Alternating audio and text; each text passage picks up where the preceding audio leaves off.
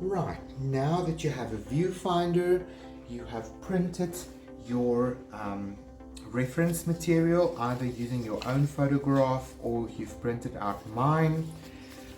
What we're going to do now is we are going to zoom in and zone in on a particular area of this photograph. If you find it distracting, you keep looking at the realism of the photograph, you can also turn it upside down for yourself, because now you are fooling your left brain. You are confusing that part of you that wants to find reason and logic, and you're activating the right brain, which is becoming curious. It is fascinated now with the shapes and the patterns and the colors that it is seeing and recognizing on the photograph.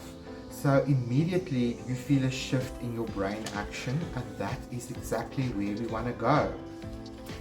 Next, you will find or use your viewfinder, and I want you to remember that the exercise you're going to do is fairly square. So I want you to use your viewfinder when you finally zoom in on a little piece to get the same composition as the little block that you will have in. But now go around the board and really narrow things down a little bit and see when you find an interesting composition for you, color-wise and so forth. And the viewfinder is helping you to ignore everything around this particular area. So it's also giving you the illusion of a white matting board and what this would look like if it was a blown up painting. So this method would help you then to do small studies and experiment a little bit with composition and with color before you go onto a large canvas, which we will do later. So for now, it is a beginning journey just to see what you can find on this image that is interesting, that is could be a standalone little abstract study, so you guys can see how much fun this can be. So scroll around and find a part that you find gives you a beautiful composition. There's nice contrast, there's nice vibrant and muted areas, and that is what I want you to play with. So I want you to select 4 parts on this paper for the study. So what you could do is you could just use a little bit of press stick or a bit of a sticky tape and just secure your viewfinder in the place where you want to have it. So I'm just going to use for now just a little bit of my masking tape here.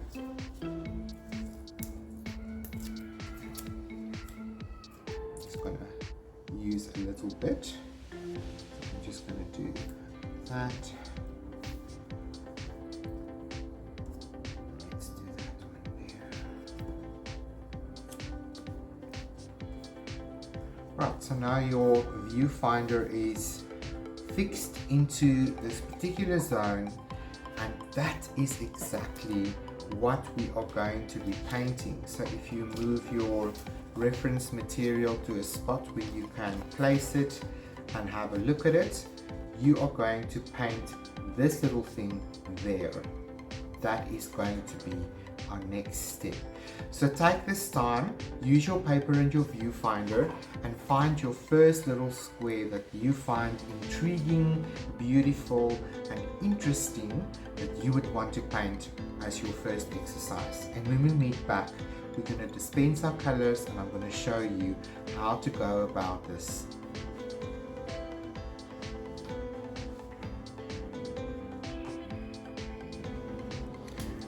Right, let's get started. So I want to give myself the same limit that I'm going to give you.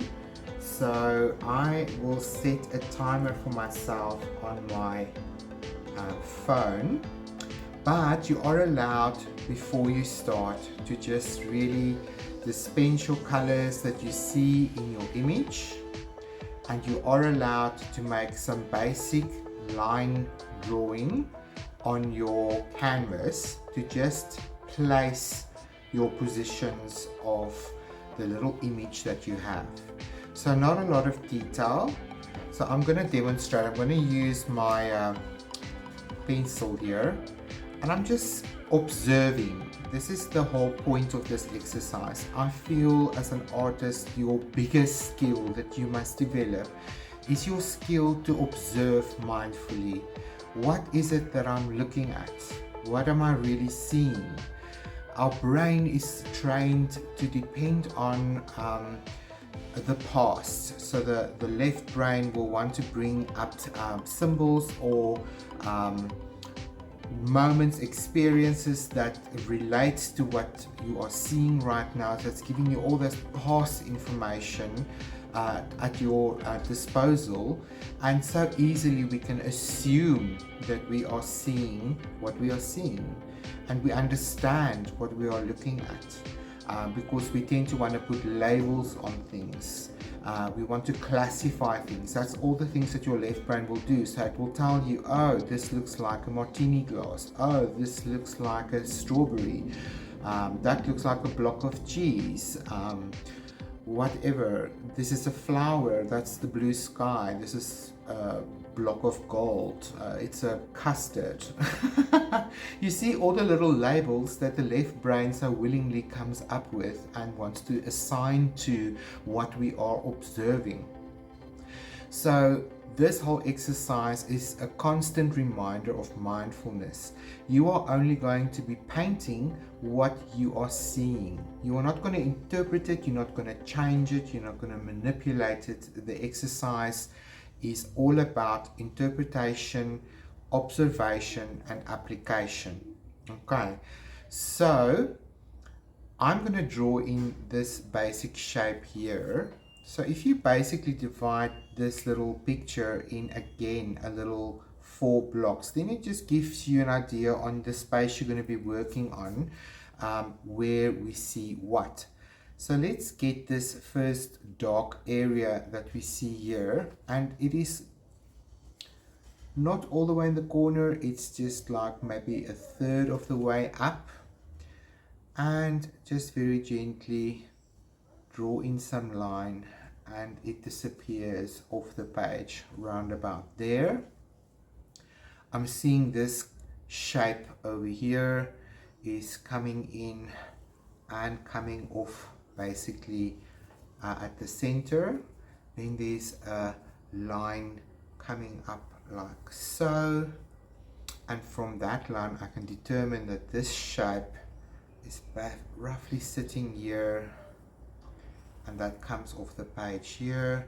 But this is also part of a line that goes down rackety like that, and then we have this shape over here and a connection between the two. So very roughly I've just blocked the basic shapes that I'm seeing and where I see them in the square. Okay, so that's all you're allowed to do before you start the clock on your exercise. So I'm going to pause the video now, and when I come back I'm going to have my timer set here so you can also see, and then I'm going to try and render this painting here with as little tools as possible, mainly this brush, and a dispensing of my colors. So let me quickly run through what I've dispensed for this exercise. I've got cadmium yellow, yellow ochre, gold, metallic gold. I've got orange deep hue. I've got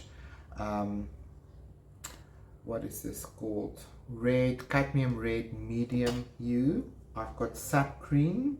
Sorry, not cream, sap green. This is a darker one, and this is a more vibrant one. I've got phthalo blue, I've got Payne's grey, I've got lamp black, and I've got titanium white. That's what I'm going to be working with. So when I come back in, I'm not going to talk a lot. I just want you to observe what I'm doing in relation to my reference material.